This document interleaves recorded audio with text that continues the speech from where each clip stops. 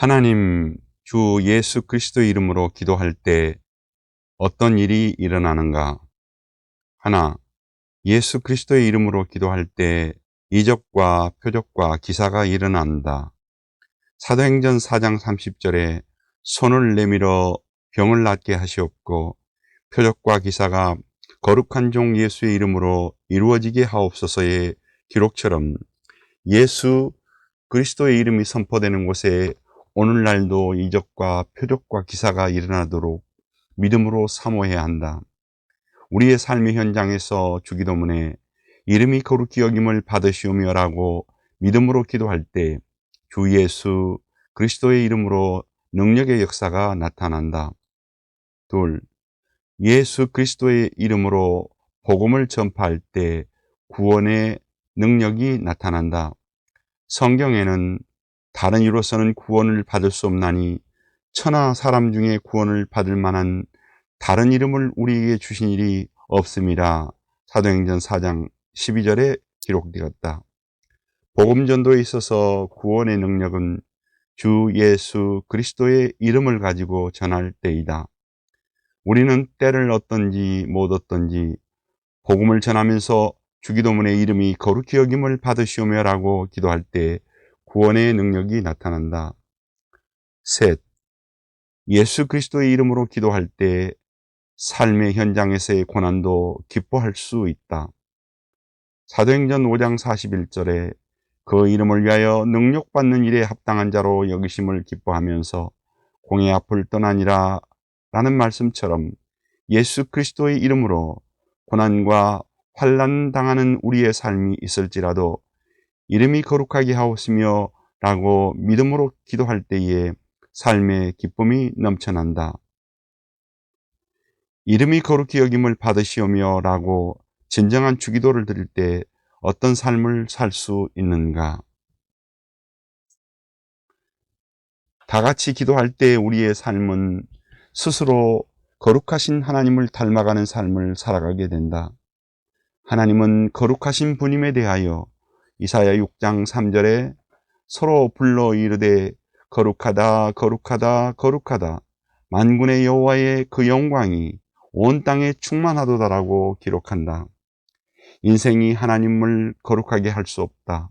그러나 그 하나님의 거룩이 우리의 삶을 통해서 나타나야 한다고 성경은 말한다. 구원받은 이후의 성도의 삶은 그 거룩하심이 계속 드러나야 한다. 이것을 구원 얻는 성도들의 성화라고 한다. 어떻게 거룩하심이 계속 드러날 수 있는가? 주기도를 통해서 이름이 거룩히 여김을 받으시오며라고 할 때 드러난다. 기도할 때마다 주문이나 독백이 아니라 거룩하신 하나님 앞에 서 있다는 확신을 가져야 한다.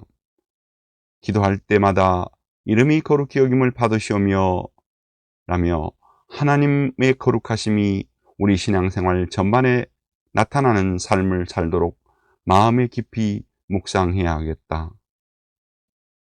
이름이 거룩히 여김을 받으시오며라는 진정한 주기도문의 정신으로 사는 삶은 무엇이며 어떻게 사는 것인가?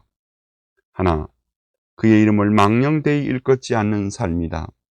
출애굽기 20장 7절에는 여호와 이름을 망령되게 부르지 말라라고 계명은 언급하고 있다. 망령되게란 말의 히브리 성경을 영어 성경에는 헛되다라고 번역한 곳이 있다. 이 뜻은 헛한, 무익, 허사, 허망이라는 뜻이다.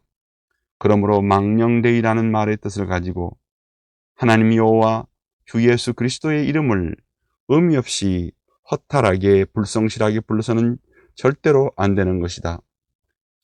주 예수 그리스도의 이름이 남용되거나 오용되거나 악용되어서는 안 된다. 그는 그분 자신의 이름이 더럽혀지도록 그대로 묵인하시지 않으신다. 마태복음 12장 36절 37절에서는 사람이 무슨 무익한 말을 하든지 심판날에 이에 대하여 신문을 받으리니 내 말로 의롭다 함을 받고 내 말로 정죄함을 받으리라라고 기록하고 있다.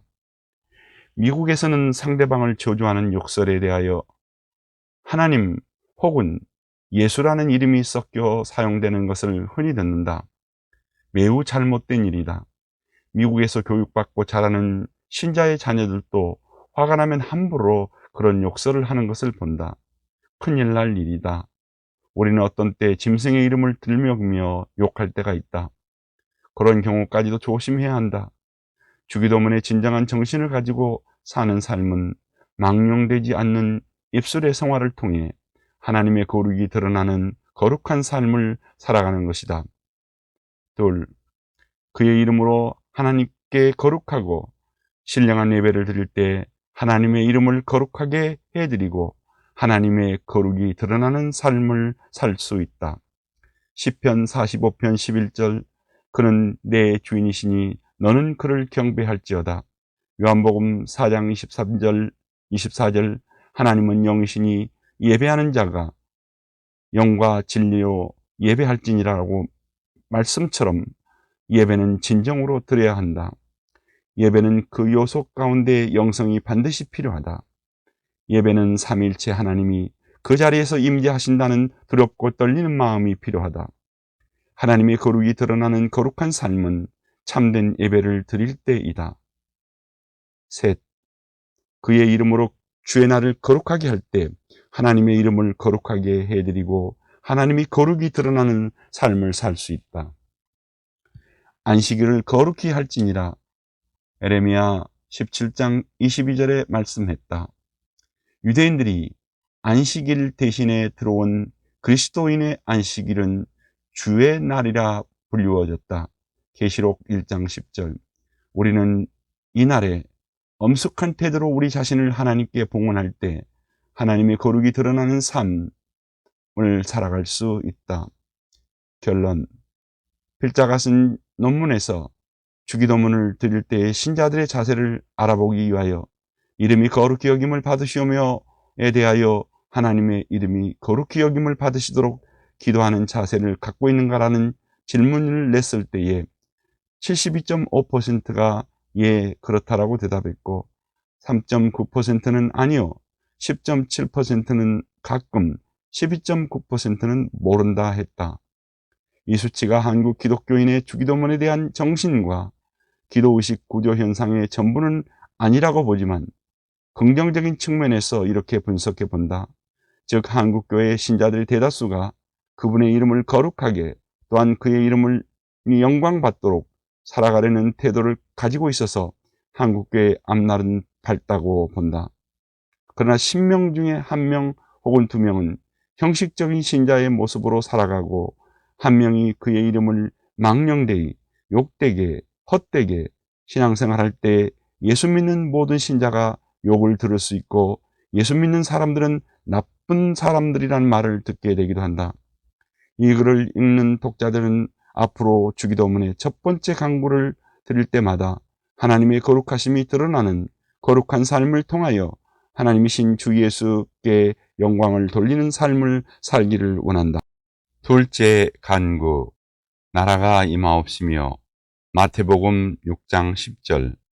주기도문의 둘째 간구는 하나님 나라를 위한 기도이다. 회개하라 천국이 가까웠느니라 마태복음 4장 17절에 외치신 예수님의 전도의 초점은 하나님 나라였고 전도의 목적도 하나님의 나라 건설이었다.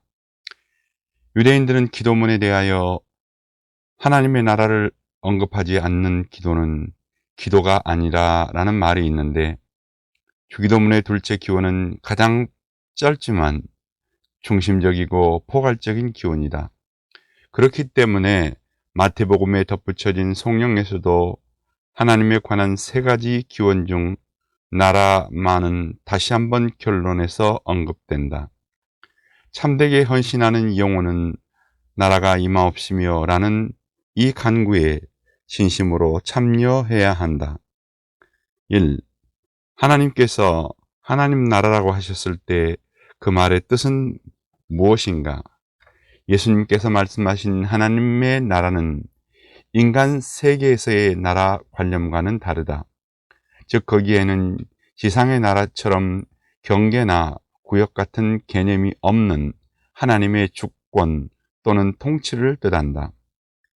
2. 하나님의 나라는 누구의 나라를 가르치고 있는가? 분명히 그것은 성부 하나님의 나라이지만 성자 예수 그리스도의 나라와 별개의 것으로 생각해서는 안 된다. 성경에 살아계신 하나님의 교회여 진리의 기둥과 터인이라고 디모데전서 3장 15절의 말씀과 같이 그리스도의 말씀 골로새 3장 16절 이하의 하나님의 말씀과 구별되지 않는 것처럼 아버지의 나라도 그리스도의 나라와 다를 바 없다. 3.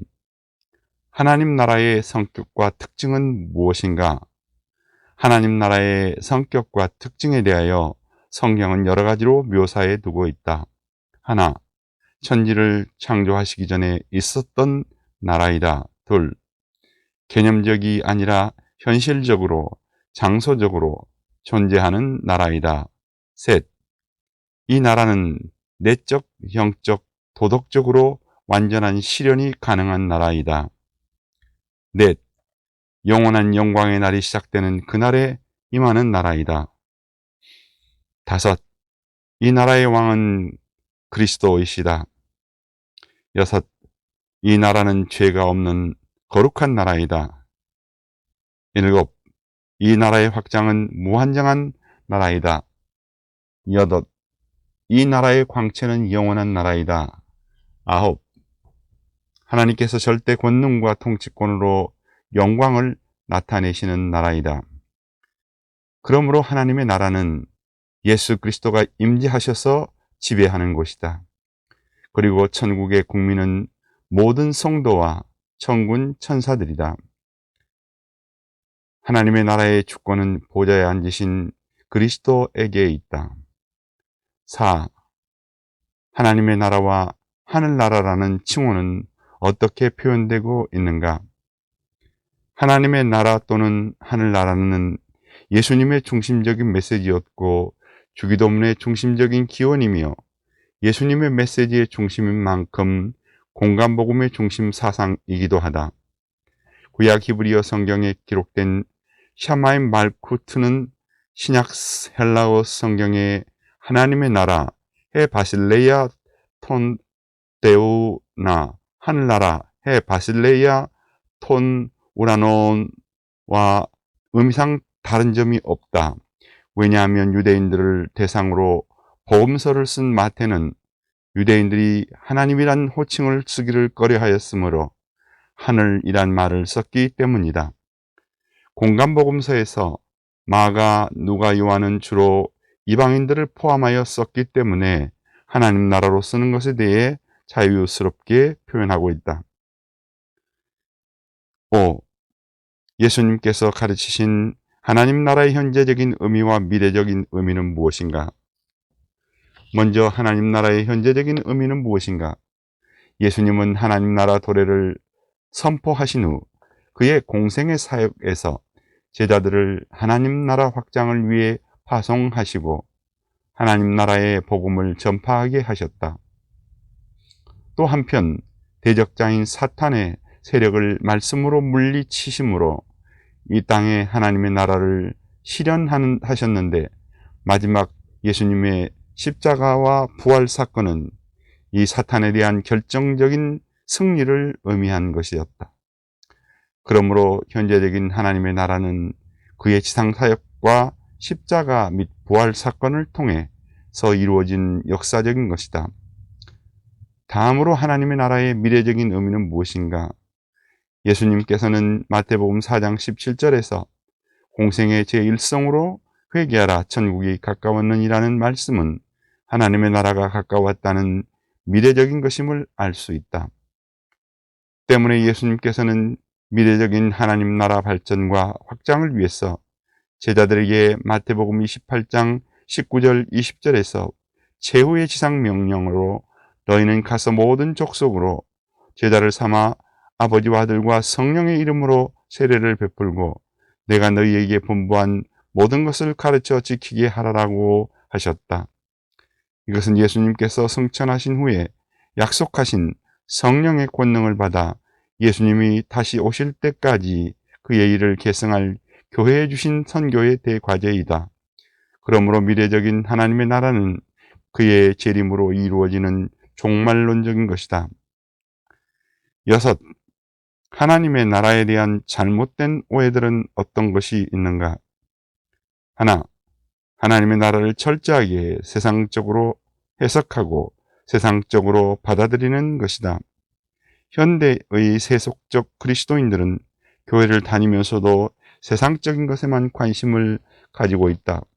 이들의 가치관이나 관심사들은 철저하게 세속적이다. 성경은 디모데후서 4장 10절에 대만은 이 세상을 사랑하여 나를 버리고 데살로니아로 갔고 라고 기록한다. 여기에 대만은 보이지 않는 하나님의 나라, 영원한 나라를 기대하는 것이 아니라 철저하게 세속적이고 세상적인 행복을 추구한 사람이다. 그는 하나님의 나라를 잘못 이해한 것이다. 그와 같은 사람들은 예수님께서 이루시는 하나님의 나라의 통치를 받으려는 사람들이 아니다. 그들의 주권자는 자기 자신일 수도 있고 돈일 수도 있다.